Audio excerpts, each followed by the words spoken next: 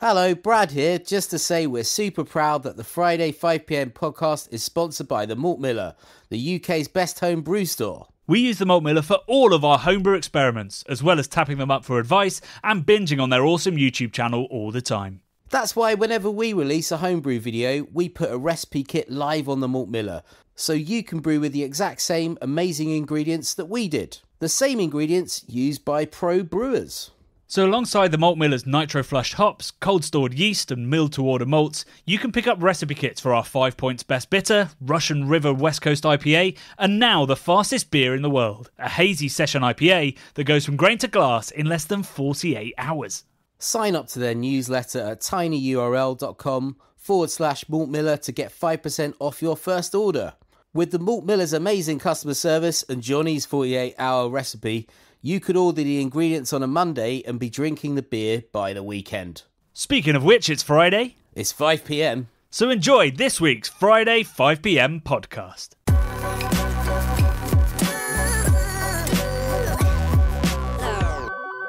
It's Friday, it's 5pm, and this weekend I'm going to be toasting to the late and great David Myers of the Hairy Bikers, Bradley. Mate, I was so sad to hear that.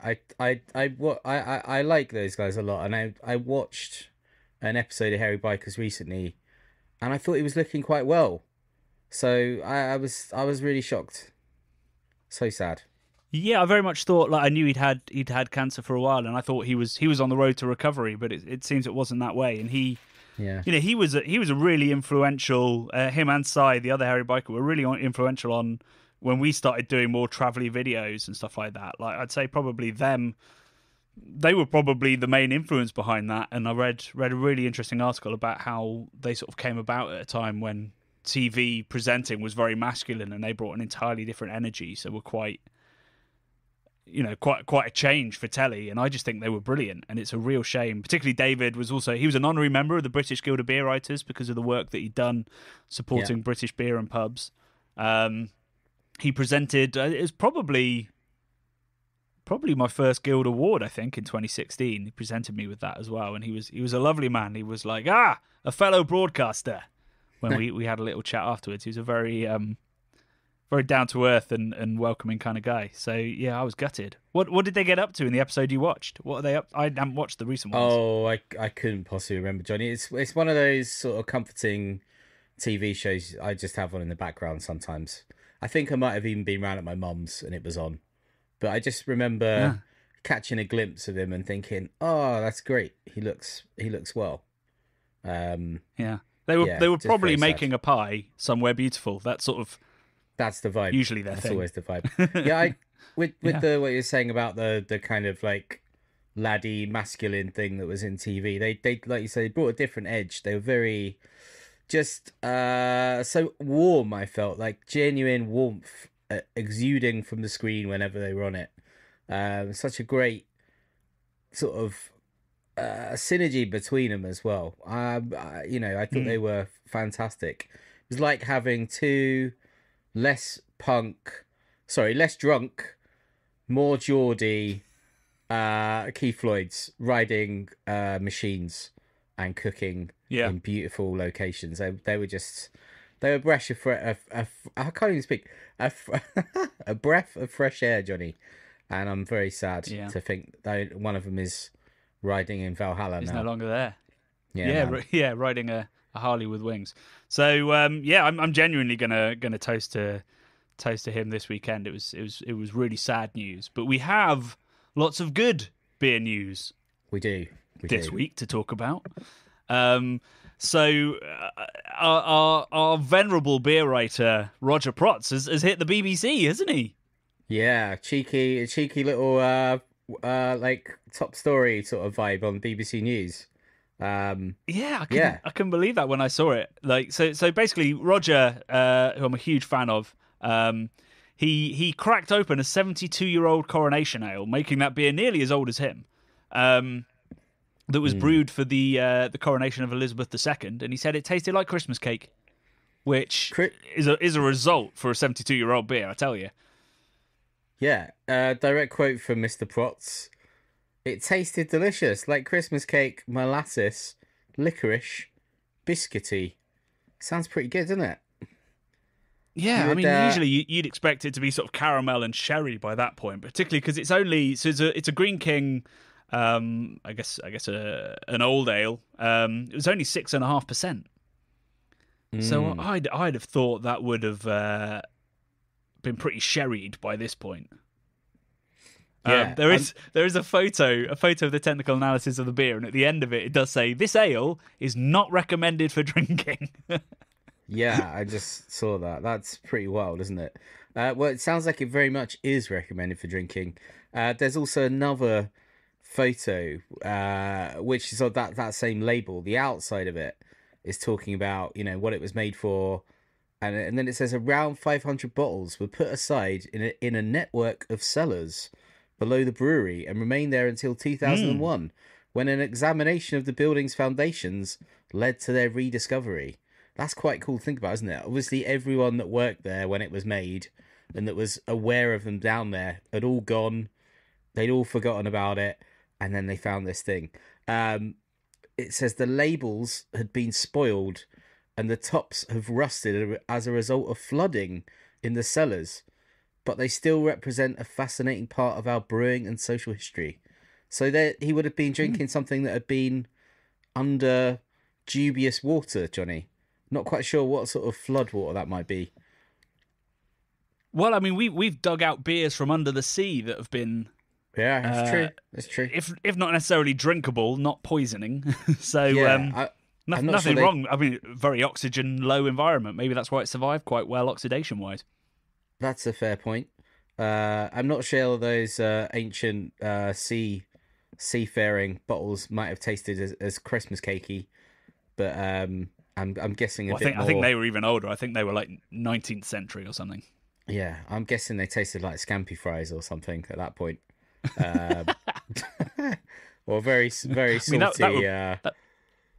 Yeah, that would have been a win if it did. What? Scampi on scampi. Could have got some scampi fries on the side too. Yeah, scampi fry flavored beer. Actually, have Northern Monk done that? If they haven't, they should. I think they might have done it.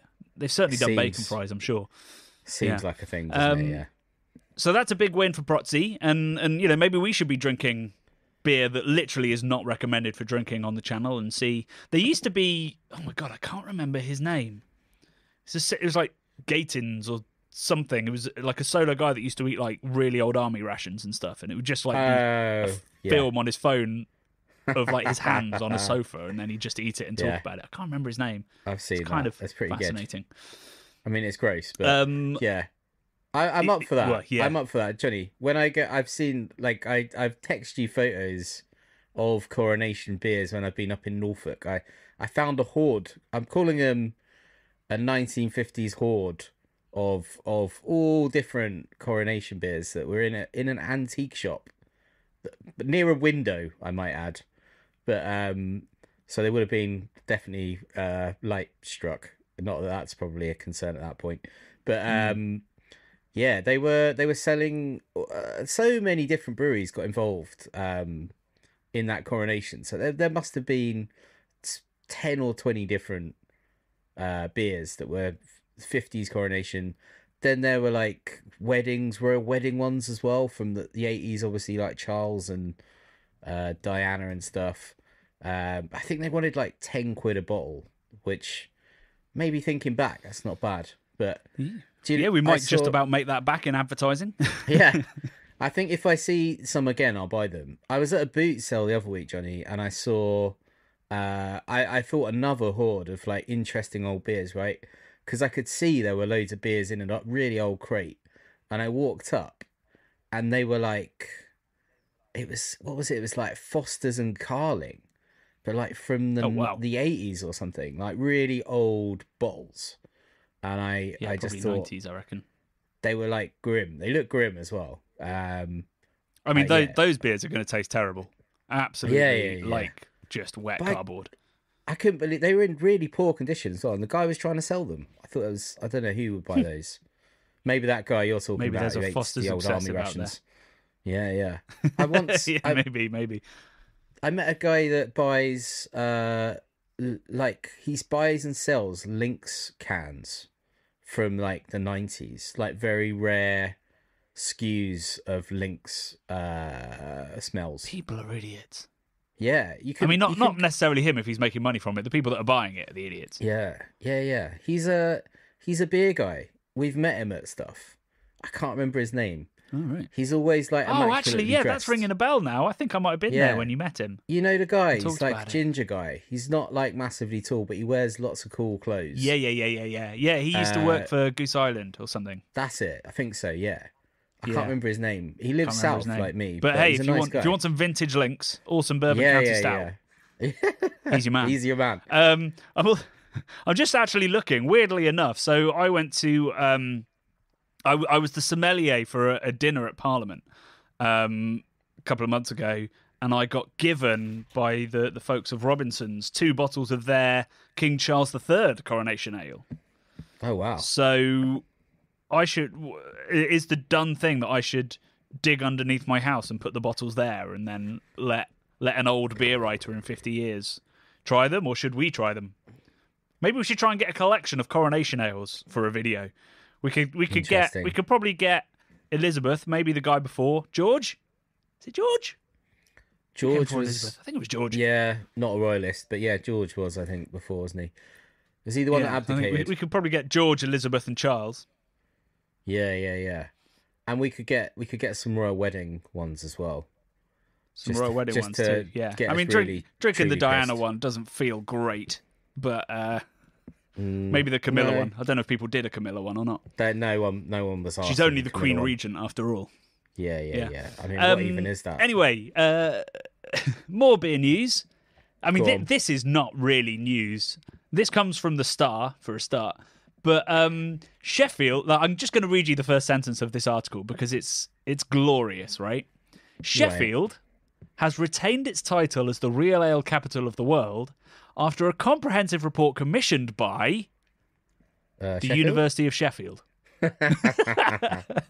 Love that. So it's like, pride in right, where you live, Johnny. Yeah, love that shit.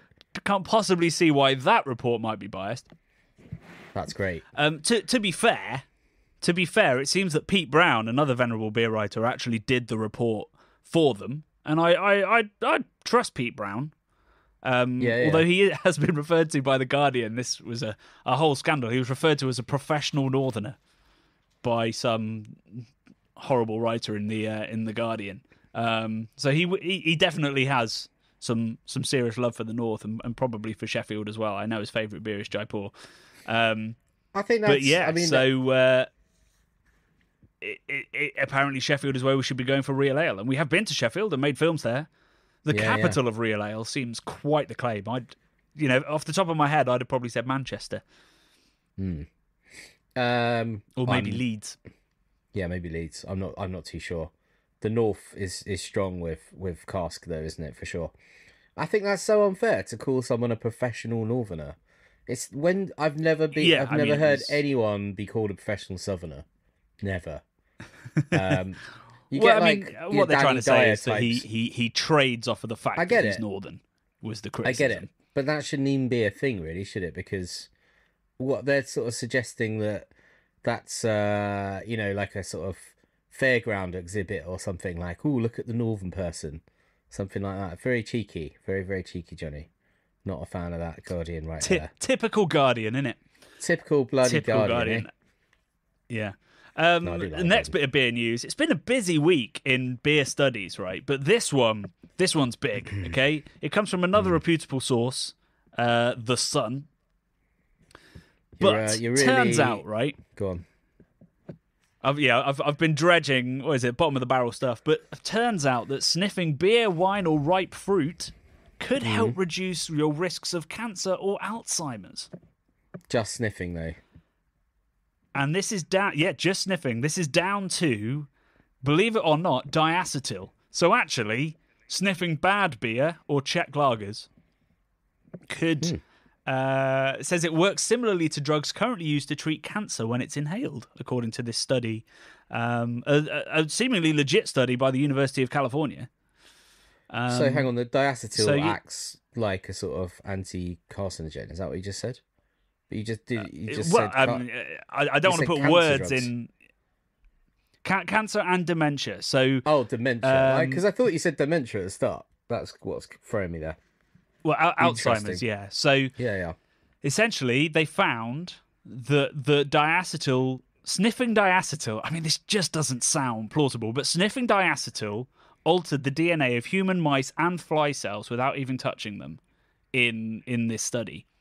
In a way that could delay neurodegeneration and memory deficits in diseases. Wow. And it also could spread through the bloodstream and alter gene expression. So most cancers are caused when genes get sort of corrupted, and it could change that process. So diacetyl, we should all be getting diacetyl in our beers, and as an avid home brewer, I can assure you I'm doing plenty of that. So I'm probably set. This was in the Sun. Seems unlikely. It's very sciencey. Well, I mean, most of it is literal quotes from Professor Anandasankar Ray. Professor Cool. Anandasankar Ray of the University of California. Yeah. So it's a reputable source through a terrible messenger. Do you know what? When we drink Czech lager out in Czech, I don't get as bad hangovers, and I feel like I can remember better. Don't take us down this road again. On what Definitely, it causes Johnny. and doesn't cause hangovers. Yeah. It's the diacetyl, Johnny. It's taking the edge off the. Do you know? I've got to say, props to the Sun, because the photo of beer that they've used, usually, they just use the same photos. Probably that really annoying photo of a hand passing a beer at the Great British Beer Festival, which is used for everything. But they've used a photo of a Czech Pilsner, to be fair to them. Nice. So Joe Davies, who wrote this article, might just know a little bit about beer. It's possible. So Although, actually, just as I scroll further down, there's also a video called "What Is Dementia?" with a guy who looks like he's forgotten something. So I'm not okay with that. That's a bit on the nose. But yeah, so big beer news this week. Usually we're scraping the barrel and finding nothing. This time, scrape the barrel and found loads. Yeah, it's a good one for sure, Johnny. New listeners will be enjoying the actual beer chat. That's for sure. Let's hope so. Speaking of which, I did a beery thing this week. Go on. Having gotten over flu, I went out and I went to the pub. Wow. I went to. I'm sure you've been to this pub many times, Bradley. I went to the Old Cheshire Cheese on Fleet Street. Nice, classic. A beautiful old. It's a Sam Smith's pub, not a company I'd necessarily recommend supporting, given the fact that the owner is, I would say, curmudgeonly at best. But I was quite excited about it. So some friends were meeting there, and I was like, yeah, I'll come. And I got quite excited because I saw that the Cheshire Cheese serves their best bitter, which is poured out of oak cask. Nice. So I was like, hey, any other brewery, I'd be dead excited about that. Like, a classic British best bitter out of an oak cask. It was riddled with acetic, unfortunately. Did you see it come out of the oak? You saw it? I mean, in an oak cask, it's going to oxidize quicker, probably. But it did come out of the oak, and it was disgusting. So that. Well, no, I didn't see it come out of the oak. It's through the hand pull. Right, but okay. they claim it's from an oak cask, and given the amount of oxidation, I'd probably say, yeah, it did. So you didn't ask to try a little bit before you bought a pint of it? Did you buy a pint? No, I just went all in. I assumed oak cask bitter, it's going to be great. And was hugely let down. So then I had a lager that smelled like a headache. Oh, wow. Yeah, no, is that the Alpine lager or something? That's not a good one. I think it was the organic slightly one. Better. The organic one's slightly better. Oh no, Johnny, I had the organic, and it smelled like a Belgian beer, like a acetaldehyde. That's not and right. I had 2 pints, and got a hangover the next day. So it was a real letdown. The Cheshire Cheese, I'm afraid. Yeah, it looks cool though. Before Craft Beer Channel, way back in the mist of time, when I used to go around Soho a bit when I was younger, I used to drink in the Jon Snow a lot. That was quite cool. and then you've obviously got the blue post. The proper blue post is like opposite it across the sort of courtyard. I'm going to call it a courtyard. It's like a pebbled sort of opening in the amongst all the little higgledy-piggledy streets of Soho. And that place is one of my favourites still. But yeah, Jon Snow used to be pretty cool back in the day. Used to get a lot of I used to bicycle people, couriers and stuff going and like doing like runs around there and stuff. Yeah, it's quite interesting. I used to drink in a place called the Three Goats Head in Oxford, where they would serve you underage, and that was a Sam Smith's, and you'd be paying. Oh I yeah, think it was about like $1.70 a pint or something like that. Pretty reasonable. Yeah, that was what I was going to ask you, Johnny. I'd been drinking then. How much was the oak cask? A pint. Expensive. Yeah. Yeah, really, it was not cheap. That's an expensive area as well. So, go on, name and shame. How much? I want to know. I'm interested. You remember? Oh God, I can't remember. I think it was probably about a £5. Oh, that's not that expensive. For a 4.2% bitter on cask, it's quite a lot. Yeah, I guess so. Well, yeah, for cask. I thought you were going to say like £7 or something. Just for no. I mean, I'm sure the lager was. I can't remember. Yeah. But yeah, it wasn't. Sam Smith used to be the cheap, fairly reliable place you could go. Doesn't seem to be that anymore, and I won't be going anyway because I don't want to hang over off of 2 pints, one riddled with acetaldehyde and the other one riddled with acetic. So it's a no from me on the old Cheshire cheese, but it does look beautiful. Shall we go from terrible beer to potentially the world's best? Oh yeah, go on then. Nice link there. Yeah, you happy with that one? Yeah. We talking West Valletta, or are we talking some other best beer in the world? You were linked. Well, actually, we got a comment saying it's West Valletta. Okay. Not West Valletta. I'm just going to start going on all other language. Anybody speaking English on YouTube and it's not their first language, just correct their pronunciations, because that's all people seem to do on ours. We're trying, folks. We're trying. You're trying harder than I am. I'm pretty bad at pronunciation. But yeah, West Valletta, eh? I once read, you should never like pull somebody up for pronouncing something wrong, because that means they probably read about it, and obviously reading is good, and I kind of like that. Certainly a good rule for kids.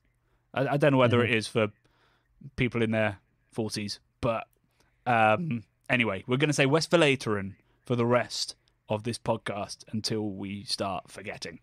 This week's video was the fourth episode of our deep dives into the Trappist breweries of the UK, and it was West Valletta. So, like, this essentially the best beer in the world is how it became known in 2005, and I don't think there's anybody in the comments that agrees with that, but everybody agrees that the 12 is an absolutely delicious beer, and lots of people agree with our summary that actually the 8 is probably a bit better.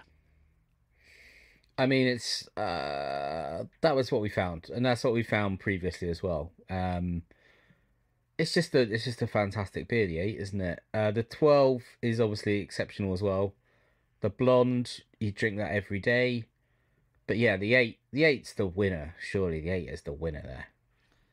I think it's the most balanced, the most structured. It's got the most I think the most nuanced, really. Like, it's got a kind of roasty character, a slightly bitter hoppy character, and then it's got all of that dark fruit that the 12 has as well. I just think it's a better beer in every way. I find the 12 a little bit overbalanced.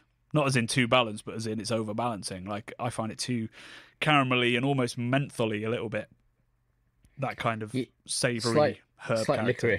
Licoricey vibes from memory. And licoricey, yeah. Yeah, maybe licorice is a better word for it, yeah. I mean, not that that's makes it a worse beer, I just don't think it's as balanced. I'd agree with that. Drinkable as the 8. What was really interesting about that video and why I did it quite early on is because I'm actually writing an article about West Valletta for Belgian Smack right now. So I've been doing all the historical research anyway, and we went to visit to sort of to see the place and have a little explore, but also just because the history of it is just fascinating. Like, a lot of these Trappist breweries are quite modern, really. They haven't been around for huge swathes of time, but Westvleteren has a really long history. If you count, the two, the old church that was a timber yard, and the kind of the monastery that got destroyed by the Holy Roman Emperor. It's got a lot of history on that site and a lot of intrigue and a lot of hermits. Hermits, outlaw monks, didn't want to pay their taxes and all that. Yeah, card-playing monks too. Yeah. A lot of monking. Lots of monking going on. Lots of monkeying going around. It was. It's an interesting place, isn't it, Johnny? And also, the idea of it becoming the best air quotes beer in the world in 2005,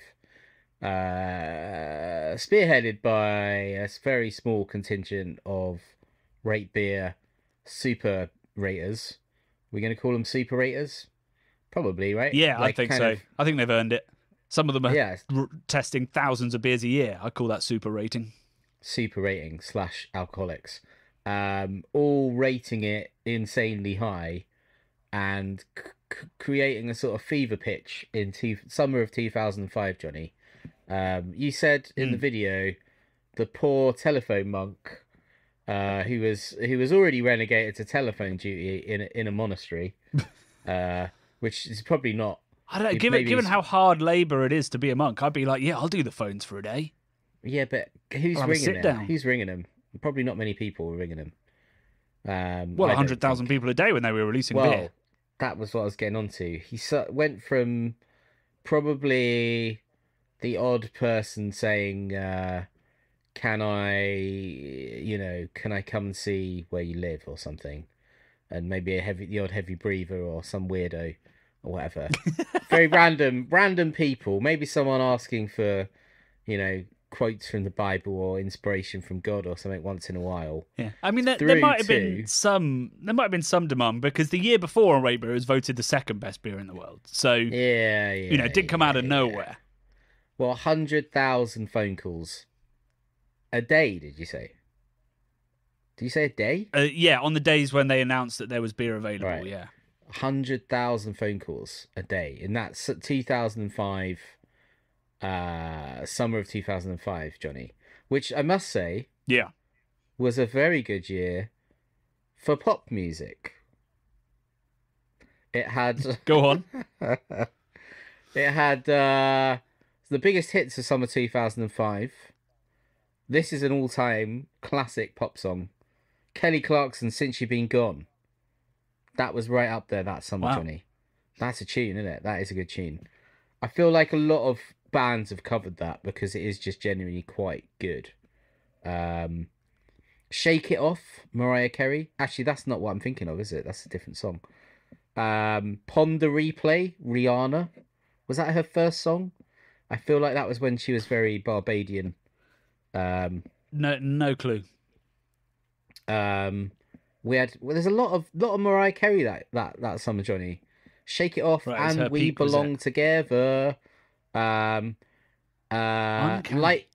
Lighthouse, which I'm guessing is Lighthouse Family, You and Me, which is a horrible earworm of a song. That's all they wrote, wasn't it? Yeah. Oh no, they had just songs you didn't want in your head. Oh yeah, they're all horrible earworms of songs. But plenty of sort of Papa Roach as well. Scars. I don't know what that sounds like. Yeah, so that's more what I thought would be in the charts. I thought it would have been, Tony Hawk's Pro Skater 2. Or maybe that was a bit. No, maybe that was a bit earlier. Is that 2005? Maybe it was 2005. I think it's earlier. I had. I think I was still at school when I was playing that. I had a Game Boy Advance, Johnny, at one point. I know that, and that had a Tony Hawk skating game on it, which I'm gonna be honest. It wasn't very good. It wasn't a very good looking game. It's a very odd isometric viewpoint, and it was sort of 3D, but it wasn't really 3D. It was nothing like playing it on PlayStation. It was a very, very poor. And you wouldn't have had the music, I guess, either. It no just Papa had Roach or Rage Against the Machine in your head. I think it was just sort of like 16-bit. It would have been 16-bit, probably not 8-bit, but it was like very 8-bit sounding music from memory. Just sort of like generic, like rock, like punky rock music. But yeah, so 2005, I can't really remember anything else. Do you reckon the monks were 2005. playing it on PlayStation or on their Game Boys? I'd certainly hope they were playing it on PlayStation 1, because that was pretty good. That was PlayStation 1, wasn't it? It was great. It was a really great game. Well, it might be 2. It might be Was 2. it? I don't even remember what it was called, but I remember it was fun. I think we all felt like we could skateboard that year.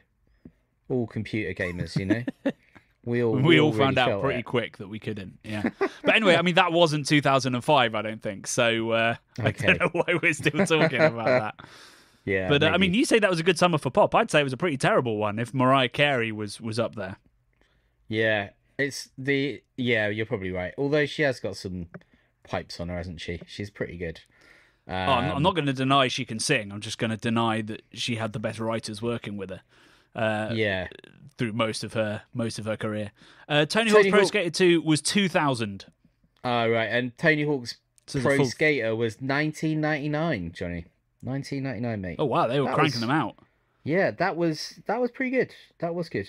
Anyway, enough of that chat, Johnny. Enough of that chat. Should we have some... Just wanted to place West for Veterans Rise in the context that it deserves, which is Mariah Carey / not Papa Roach. Tony Hawk Pro Skater 2. Not Yeah. Tony Hawk Pro Skater 2. But before we I want to dig into like the notion of like what makes the best beer in the world, which we've done in a video, and we'll talk about that as well, but also this week's video. But did you? I've got a poem basically, is what I'm trying to get to. Ooh. And that's, I think, the really why comments? most people are listening to the podcast. Yeah, from the comments. Yeah, okay. Great. So it starts with Adrian Kirk. He says, this week's poetry response, anyone who finds a rhyme for Westphaleteran deserves a shout-out on the Friday pod. Fair. To which I said they deserve a shout-out every week for the rest of time, which was a silly thing to say, Brad. Oh, dear. Because Achy Gust, not quite sure, weighs in with some pretty solid rhymes. So he's done a limerick, Oh, nice. and it goes: there once was a monk in Westphaleteran. Actually, wait. See, if we're saying Westphaleteran, this doesn't work. I'm going to have to say it the other way. We're going to have to discard the correct pronunciation. Yeah. There once was a monk in Westphaleteran who thought after prayers with his brethren. It's hard for a fellow, between green, blue and yellow, to decide what beer is the betterin. Wow. That's great. It's pretty good. That's so good. Give him a shout out again. What's his name? Then we don't have to shout him out ever again, obviously. I'm going to go with 2 Achy shout-outs. Gust. Achy Gust. I'm Achy aghast. Gust, well done. I'm aghast at Achy I will- Gust's rhyming skills. Oh, Amazing. Nice there. So now we have to give a shout out to 8 Gust in every single podcast for the rest of our lives. Now we've said his name 3 times now, so that counts as Is that a enough? lot. That's enough to summon Eddie Kruger, isn't it? So is it Eddie Kruger? Yeah. Not quite sure. We did have a rival poem, which I'm not going to read, but because we read out his comments every week, Mr. Rougelot. But it did end with "Bring me my chariot of ice cream," which I thought was a wonderful way to end. Chariot any of poem, ice cream Johnny. is a deeply unpractical idea. So it's a visceral image, though, isn't it? A chariot of ice cream. I'm Well, it is picturing for like about a 5 minutes Roman- till it melts. Ben-Hur Roman style chariot full of ice cream, but like that. Oh, it's full of giant ice cream. The chariot's sundae. not made of. In No, my head, no, the no. chariot's made of ice cream. Right? No, yeah, that'd be no, no. ridiculous. That would Yeah. be ridiculous. What are you talking about? Did you find any other Wheels comments? about. I sure did, Johnny.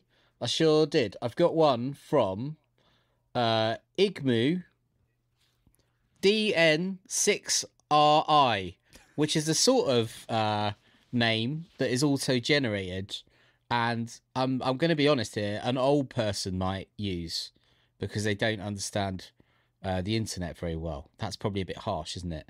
But they said, "Oi, you cheeky blokes. When I was there in December, it didn't feel like a pensioner's cafe to me. And I'm 68. I had the blonde before, which I think is pretty old, Johnny. I don't know. But all that does is prove we're right in that he is presumably a pensioner. Is it 2 years off being a pensioner? I mean, I feel like I'm going to get a clip round the back of the ear for this pure cheekery, Johnny. I think 68 is the year you start getting your pension in the UK. I thought it was 70. So. They keep changing the fucking goalpost, don't they? Well, they keep pushing it back. Yeah, we're not going to retire. We're going to be doing YouTube and podcasts until we die, hopefully at the age of 120. That's why we need to get those coronation beers in, Johnny, so we can keep doing these throughout our advanced years.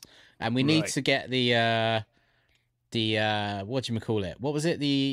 Was it the acetic? What was it that was keeping our memories fresh? I need some of it right now. Diacetyl. I can't remember. Diacetyl, yeah. We need the diacetyl bombs to keep our minds fresh and live. Anyway, he continued, I'd had the blonde before and didn't think much of it. You're wrong. I mean, that's very good beer. But in there, it was just beautiful. I kept my cases of the 12 until I got back home. And watching you has made me thirsty. So it's a Westie 12 or 2 this evening. Cheers and keep up the good work. 2, I know. That is bold, Igmu. Igmu DN6R1. That sounds a bit like Elon Musk's child's name, doesn't it? That's X9 something or other. I don't know. But yeah, I think that you've proved yourself wrong.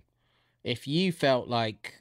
Would you think he was implying that he was the oldest person there at 68? Or that he was the youngest? It's hard, isn't it, from that comment? It's hard to know. It's one of those comments. You get lots of them on the internet where the point isn't necessarily clear.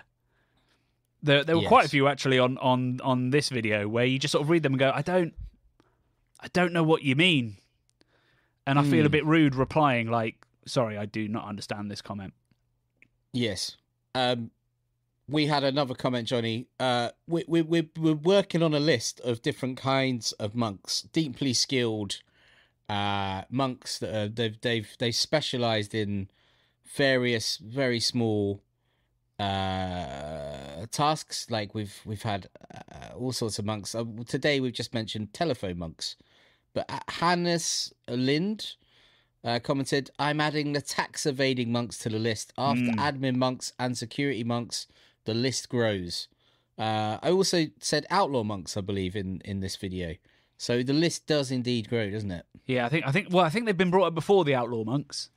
Have they? Possibly in the St. Bernardus. At some point, that these aren't the first outlaw monks we've come across, is what I'm trying to say. That almost sounds like a quote from Star Wars. These aren't the outlaw monks you're looking for. Yeah. Very good. Yeah, I mean, I've kind of got a half-baked plan for some merchandise based around all of our monks. A way to trade off a god. I like it. Let's do it. Exactly, yeah. We had a comment from somebody saying that they didn't like our disrespectful tone about monks and such. Hey, dude, we like the monks. I think... I found it. Oh, go on. I love Catholicism and Catholic culture like beer brewing, but I don't love your typical English disrespect. I'm pretty sure I know what your English Catholic ancestors would have thought of you two. I'm not sure you do. Also, English Catholic ancestors, if you know anything about English history, you'd have to go a long way back to have any significant amount of Catholics. Literally back to Henry VIII. So kind of got rid of those pretty quick. Yeah, didn't they? Yeah. So in fact, initially I took real umbrage at the typical English disrespect. I don't think that England is a disrespectful nation in any regard. But actually, we were pretty disrespectful to the Catholics. So he's got me there. Yeah. No defence. No. I mean, not all monks are Catholic, are they? You get different orders. They're not all Catholic monks, surely. I think they're all Catholic. They're all denominations of Catholicism. Really? No. There are monks in other kinds of Christianity, surely. No, I feel like monasticism is quite a Catholic approach to Christianity. Is it really? Yeah. Well, I'm not quite sure. This is well beyond my knowledge, but I kind of assumed... I mean, certainly Trappism is a form of Catholicism. And those are the only monasteries I really know about. All right then, Johnny. I'm going to say this: you get Buddhist monks as well. That's totally fair. Yeah, put that in your pipe and smoke it. All right, yeah, well played. Well, I've got another comment which will hopefully lead us on to another joyous discussion about the best beers in the world. It starts with I guess an insult, could be a compliment, not sure. But so David Dorrell 8390 says a few things. First, Johnny has very hairy arms. I mean, he's not wrong. Oh right, okay. The hair goes up onto your upper arms as well. That's probably the thing that they're noticing. I mean, it goes up onto my upper arms and then over my shoulders and then joins up with my head hair. There's not a part of me that isn't absolutely coated in hair. You're like a sort of gorilla, sort of silverback, but not silver. Yeah. I mean, when I wash my hair, that Head and Shoulders is going all over my shoulders. It's called Head and Shoulders for a reason. Exactly. It's for very hairy men. And of course, our favourite TV presenter of Traitors. I don't know what he's. I haven't watched Traitors. So, what do you mean? The Winkleman. Yeah, is she because she's the hair? Is she on the Head and Shoulders? Yeah, she's the brand ambassador. She's in all the adverts with her glossy, incredibly straight fringe. Yeah, nobody cares about that today. I mean, what? Do you use Head and Shoulders? Is that your one of choice? Yeah, I mean, I don't really know why because I've never struggled with dandruff, but. I thought the Head and Shoulders advert was like, I didn't know you had dandruff. And then they go, I don't. Isn't that Head and Shoulders? It might be one. I thought maybe that that's was the pre-Winkleman. No, I swear that's on at the moment. I don't watch much sort of television. I watch a lot of catch-up. Well, maybe Winkleman's lost the job because they're like, we're not sure that having somebody who presents a TV show literally called Traitors is a particularly good fit where you're trying to gain the trust of people with dandruff. Yeah. What about caffeine shampoo, Johnny? Have you ever used any of that? Apparently it's great. Okay, well, that's just rude. I wasn't implying anything by that. Well, I mean, you certainly were. Because that's what caffeine's for, right? It's for hair regrowth. No. You took me wrong there. I was just saying in general... Have you used it? Because it is supposed to be good. I literally use Head and Shoulders, or if I run out of Head and Shoulders, whatever my wife has. Yeah. That's the extent of my hair care regime, and I don't know why I use Head and Shoulders. It's just like I just fell into it one day. I'm not really sure how. When I had long hair, I was Pantene, and then at some point, nice. Some point, became a Head and Shoulders guy. Do you think the Head and Shoulders thing is because? Do you think they get you because? They make you live in fear that if you stop using it, you will get dandruff. Yeah, it's a bit like sensitive teeth toothpaste. It's like once you start it, you kind of forget that you didn't have dandruff before. You're just like, oh, well, I must not have it because I use Head and Shoulders or I use Sensodyne. Yes. I think it's genius marketing. But yeah, like I think the caffeine one is genius as well. Because he would have thunk it. He would have thought caffeine on your bonds can help you with your hair. So are you using caffeine? Is that why yours is so luscious and thick? No.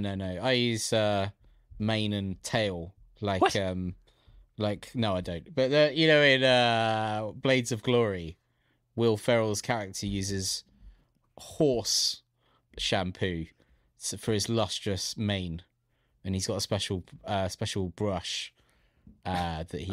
I have not seen. What? I haven't seen it. Come on, have you not seen that? I mean, I'm not saying it's amazing, but it's pretty entertaining. But you must remember that not everybody watches as many films as you. It's been out for a long time, Johnny. Yeah, but I'm not going to lie. I mean, this is probably bad, and I'm probably going to be in trouble for saying this, but I don't think I watch anything that hasn't got like over 90 on Rotten Tomatoes. I just haven't got time. I watched 90 plus or nothing. 84% last night, based on a video game. On 4, whatever it's called, Film 4, called Werewolves Within. Have you? I didn't even know this was a video game. No, not heard of it. It's a comedy horror film. Set up in very north of North America, very cold area. Called it's always north. They're never Beaverton. Down south. It's never in like the tip of South America, is it? These horror movies. No. But it was an 84%. I didn't think it warranted 84%. I really didn't. Wait, is that audience score or critic score? I think audience was 80 and critic was 84, which for a horror film, I was like, that's high. I don't like horror films. I'm not really into horror films. I prefer, I mean, I would say like The Shining and stuff like that is true horror. But, you know, probably it's not considered a horror film, but that's scarier to me. Well, I think it's a horror film, but horror's got more gory as time has gone on, hasn't it? Yeah. Dude, talking about film, I know I'm not supposed to go on too much. Of course you are. It's why you're here. I just try to start with beer a bit more these days. It's like, let's go off the rails a bit later on. Fair. I'm going to watch, I'm very excited, Dune Part 2 on 70mm film projection in Leicester Square tomorrow at I think it's about 3 PM or something. Is that going to give it a really different feel if it's filmed digitally and then gone analog? I don't know if it was filmed digitally. Was it filmed digitally? I'm not sure. That Villeneuve, I think, quite likes film, but I'm not going to live or die on that hill whether it's filmed digitally or not. It wouldn't surprise me if it was filmed in like IMAX film, you know, rather than digital or whatever. But I don't know. But I'm going to watch it on the Odeon giant screen, which I've never been into. It's an Art Deco theatre inside, and I'm in a recliner seat. It's going to be pretty good, Johnny. Wow, it's pretty good. Yeah, I'm going to try and get a night out on myself, because there'll be no interest in Dune from the rest of my family. But I grew up reading the books and loved it, and loved the first Villeneuve one. The one before, what's his face? Finch is very enjoyable, but for mostly the wrong reasons. So I've enjoyed the new adaptation. It was supposed to be Jodorowsky was supposed to do the first Dune film, not Lynch. So the guy that did, story, I think this guy did Holy Mountain, which is that's a trip if you've ever seen that film. That is batshit. Lots of strange frogs dressed in little Mexican hats and all sorts of weird imagery, goats and all sorts of strange things happening all the time, really. But yeah, Holy Mountain. I think that's Jodorowsky. And he was, that lunatic was, /genius was supposed to direct. Did he got booted off after a certain amount of time, didn't he, or something? Because I think they were like, it's too mad. It took years developing it, I believe. And you can find like images that they'd worked up from it. It looks wild. It looks like it could have been amazing. But yeah. I haven't watched the. Go on. Well, I was going to get back to you because weirdly enough, we were talking through David Dorrell 8390's comment. Which started with my hairy arms. That wasn't really the point I wanted to make. Oh yeah, forgot about this. So hairy arms. Thanks. Second, I hope you finish those beers after shooting. We mostly finish those beers after shooting. Don't worry. We shared them around as well. Oh, we did actually, with the staff at the Beer Merchants Tap, so they could have some. Third, who are these people who proclaim the best beer in the world? What nonsense. It's so subjective to just be a random thing. The best beer in the world is the next well-made beer that is sitting in front of me and I've thirst. Now, nice. I agree with that philosophy, you know, the world's best beer is the next one. But it's not very helpful if you're a YouTube channel trying to educate people and inspire people about beer. Because if the answer was just, it's the next one, you do one video and you're done. Because if your next beer is Foster's or it's West Letter and 12, it's going to be the best beer in the world. So we have to have frameworks to understand and to talk about beer or anything in the world. Like the world's best film, we have to have a framework, and you know, we have to have critics and we have to have personal views. And the simple answer to David Dorrell 8390 is that no particular person has necessarily tried to define that. It's a group of opinions online. And in 2005, it was 150 people, and now it's something like 4,000 people, I think, have reviewed it on that website, and it's still at like number 3, I think, on Rate Beer, last time I checked. So, you know, we did a video on this, and obviously it was very difficult, and we mentioned lots of beers and lots of parameters you could use to define the best beer in the world. But I think, you know, the weight of votes has to count for something, even if it can't define it. So I don't think it's so subjective as to be random, but it definitely, if you've got a million subjective views, potentially there's some truth hidden in there, is what I'd say. But I don't think that West Veletrin is the best beer in the world, personally, or from the data, really.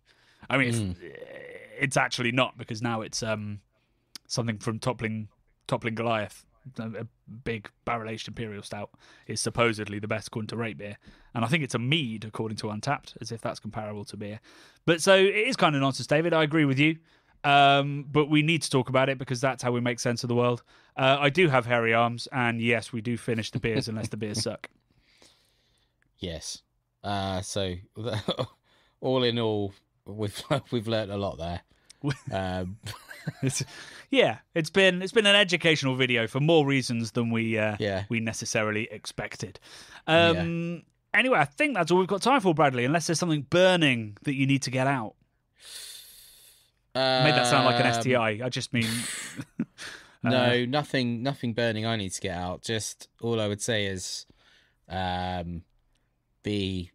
try and enjoy life, because it's short. Okay. All right. I don't know. You sort of think one day everything's all right, and then the next, it's not, is it? It's very sad. It's a sad. I'm generally sad about Dave, Hairy Biker. I think that's so sad. So you gotta enjoy life, right? I think I took a bit of solace in that. Those guys look like they truly enjoyed life in that TV show, right? I think this is it. We're not here for that long. You got to do stuff that's going to make you happy. So I certainly hope that this. I mean, I know that this enriches my life doing this and traveling. We're so lucky to be able to travel to these places, drink these amazing beers, and meet all these incredible, passionate people all the time. That you can almost get a bit complacent about, all these experiences you have or we have. But I think the message is like, don't ever get complacent. Always enjoy it, because you don't know when you're going to be drinking your last beer. Yeah, I would say start today. If you want to live that great life, don't put it off. Start today. Exactly. Start your YouTube channel. Start your podcast. Yeah. Send that comment saying I've got hairy arms. Live your life. Yes, 100%, 1,000%. Live your life. Drink the best beer that you can drink, because life's too short. Because life's too short. There we go. A wonderful message to end the podcast on. The other thing I just wanted to say, much more prosaic, is that we have sold out of Beer School glasses after last week's video, but we are ordering more. So if you were disappointed and missed out, there's another order coming in, and that will take 2 to 3 weeks to arrive, and we'll let you know when they're back. So when they are, live your life, buy that Beer School glass. I've cheapened it, haven't I? I apologise. Anyway, till next week, love and beer.